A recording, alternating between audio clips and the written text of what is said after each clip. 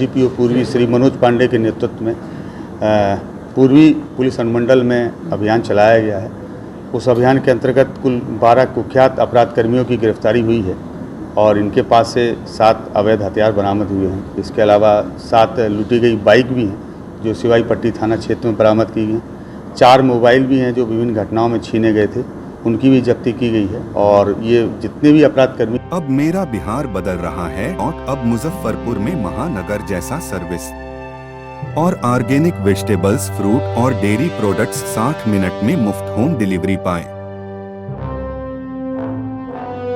गिरफ्तार किए गए हैं। इनका सभी का एक लंबा आपराधिक इतिहास रहा है। हथौड़ी थाने के अंतर्गत एक बड़ी गिरफ्तारी हुई है जो जिले के टॉप 10 में शामिल रहे हैं, जिनका नाम गोविंद शाही है। उनकी गिरफ्तारी में STF ने भी अपना सहयोग प्रदान किया है। इसके अतिरिक्त सिवाई पट्टी थाना, हथौड़ी थाना और बोचा थाना, इन तीनों थाना क्षेत्र से भी गिरफ्तारी है। कुल गिरफ्तारी की संख्या 12 है। जो हथियार जब्त किए गए हैं उनकी संख्या 6 है। 7 गोलियां जब्त की गई हैं और 7 लूटी गई बाइक और 4 मोबाइल की जब्ती की गई। इनमें तो कोई बड़ा अपराधी था? हाँ, गोविंद शाही नामक एक अपराध कर्मी हैं जिनका एक काफ़ी लंबा आपराधिक इतिहास है। उनके ऊपर हत्या के भी मुकदमे हैं, आर्म्स एक्ट के भी मुकदमे हैं, रंगदारी के भी मुकदमे हैं, अपहरण के भी मुकदमे हैं। वो काफ़ी दिनों से फरार चल रहे थे और ज़िले के जो टॉप 10 कुख्यात अपराध कर्मी की सूची उसमें भी उनका नाम शामिल था। उनकी गिरफ्तारी की गई है और इसमें STF से भी सहयोग प्राप्त हुआ है। रिकवरी क्या क्या है? रिकवरी इन सभी के पास से 7 मोटरसाइकिल बरामद की गई हैं जो सभी विभिन्न कांडों में लूटी गई थी। इसके अतिरिक्त 6 हथियार बरामद किए गए हैं, 7 गोलियां बरामद की गई हैं, 4 मोबाइल रिकवर किए गए हैं, वो भी अन्य घटनाओं में लूटे गए हैं। सर, लूट करने का तरीका? इन लोगों का लूट करने का तरीका हथियार का भय दिखाकर या फिर हवाई फायरिंग करके, या कई बार यदि जिसको लूटा जा रहा है वो प्रतिरोध करता है तो उसके ऊपर भी ये लोग फायर करते थे और लूटपाट करते थे। 12 सभी एक ही जगह से पकड़े गए हैं? नहीं, चूँकि ये 4 थाना का ऑपरेशन है तो अलग अलग थाना क्षेत्र से कुछ अपराध कर्मी हथौड़ी से, कुछ बोचा से, कुछ सकरा से और कुछ सिवाई पट्टी से। सर, एक्टिव एरिया इनका कौन सा था? इन सभी का एक्टिव एरिया जहाँ जहाँ इनकी गिरफ्तारी हुई है वो थाना तो है ही है, हथौड़ी, बोचा, सिवाई पट्टी और सकरा। इसके अतिरिक्त जो इनके नेबरिंग थाना क्षेत्र पड़ते हैं वो भी हैं। और जैसे जो सिवाई पट्टी से गिरफ्तार किए गए हैं तो उनका अपराध का एरिया स्पेशली शिवहर भी रहा है, कभी कभी मोतिहारी क्षेत्र में भी ये लोग अपराध करते थे और मुजफ्फरपुर में भी करते थे। इंटर डिस्ट्रिक्ट या इंटर स्टेट से जुड़े हुए? नहीं, इंटर स्टेट का तो अभी तक आपराधिक इतिहास नहीं मिला है, लेकिन इंटर डिस्ट्रिक्ट का आपराधिक इतिहास है। राष्ट्रीय जनता दल के बैनर तले समाहरणालय में 11 सूत्रीय मांगों को लेकर धरना प्रदर्शन किया गया। RJD के नेताओं ने BJP पर निशाना साधते हुए कहा कि केंद्र सरकार के द्वारा अलग अलग राज्यों में अलग अलग बिजली दरों को निर्धारित किया है, जिसमें बिहार में सबसे महंगी बिजली दर दी जाती है। इस महंगाई की मार मारने वाला BJP है।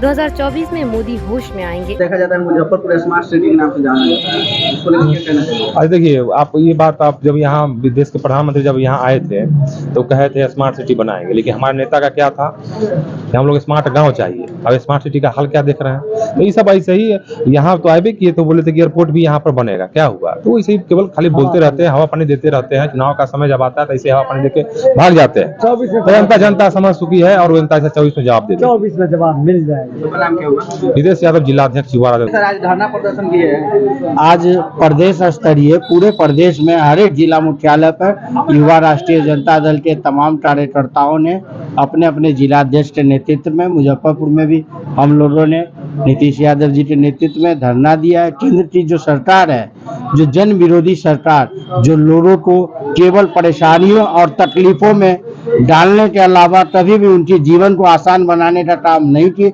उस सरकार का आज विरोध में बैठे थे। जैसा कि आप लोग जानते हैं कि जातीय जनगणना पे किस तरह का सरकार का दोहरा मापदंड रहा, महंगाई के ऊपर में, और साथ ही साथ जो बालासोर में उड़ीसा में जो रेल हादसा हुआ है उसके लिए भी हम लोगों ने यहाँ पे श्रद्धांजलि देने का काम किया। और केंद्र सरकार से हम लोग जो जन विरोधी जो सरकार है उसके ऊपर में आवाज उठाने का काम किया कि वो अपनी जन विरोधी नीतियों को त्याग करके जनता के हितों में कार्य करे।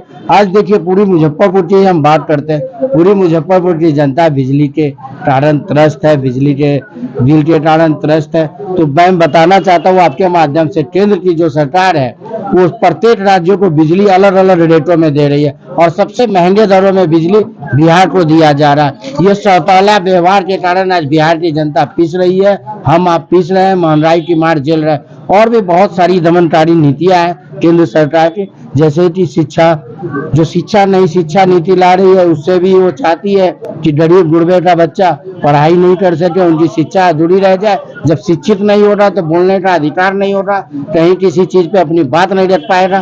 तो बस इन सब चीजों के विरोध में हम लोगों ने ये धरना देने का काम किया है, ताकि जनता भी जागरूक हो इस जन विरोधी सरकार के खिलाफ। कितनी मांगों को लेकर धरना प्रदर्शन किया? हम लोगों ने आज 11 सूत्री मांगों के साथ धरना प्रदर्शन किया था। कौन कौन से सूत्री मांग था?